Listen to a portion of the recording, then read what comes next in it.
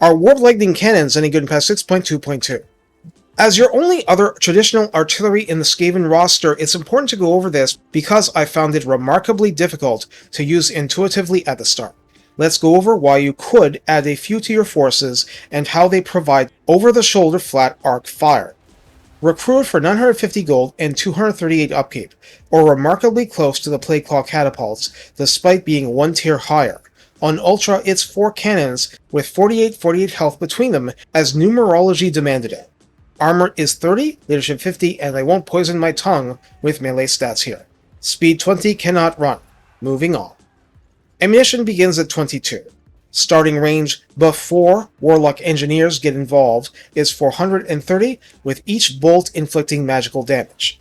Official missile damage is 174, each actual impact is base 80 and armor-piercing 260 damage, but a bonus versus large of 70 applies to damage only and is split along the same AP-heavy ratio.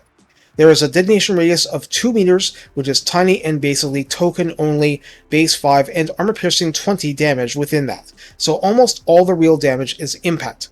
Reload time is a glacial 21 seconds, total accuracy 40 is twice the default, calibration distance 350 meters means extra inaccurate past that point. Calibration area 9 means it has some natural spread, but it's pretty restrained and countered by total accuracy to some degree regardless. Penetration size cap is very large, so it can penetrate targets across a flat plane to a stupid extent, and max targets penned past the first is 9. So basically, if it hits a bunch of harpies, they're going to have a really bad time. In the redline skills, 3 pips of engineering skill gives ammunition plus 20% and reload time reduction 9%. Very nice. Warp Smart gives rank 7 and up cruise, leadership plus 5, missile strength plus 12%, and spell resistance 15%. In the tech tree, Promoted on Merit has the dramatic impact of ammunition plus 20% and reload time reduction 10%, and They Can't Blame Their Tools grants armor plus 10 and missile strength plus 10%. So how do we use the Warp Lightning Cannons? This is your first choice for really long-range zeroing down of flying characters and units, but if a target is fast enough, it'll be tough, at least unless you're using a certain ruin spell. That said, it's really nice for tearing through normal cavalry ranks and a grieving monstrous infantry and the like, and magical attack means no concerns about physical resistance.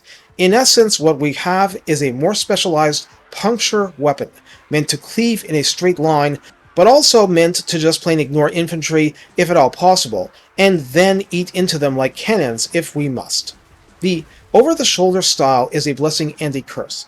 It's difficult to find a friendly unit they won't fire over, though such things do exist, but this also means they won't do the really amazing penetrations when firing down at something and hitting the ground.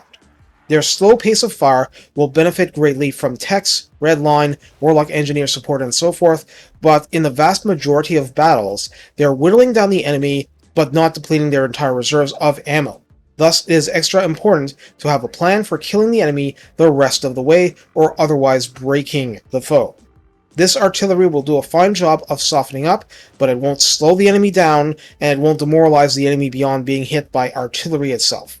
That is for someone else in your force. Although, blessed with filth to add poison to the Warp Lightning isn't the worst stopgap.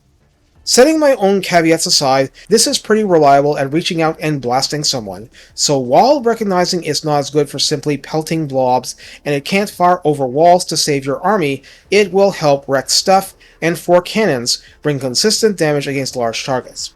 Earn it enough time, and it will pay dividends. Take care, and have fun zapping your enemies, like a giant, demented, long-distance joy buzzer.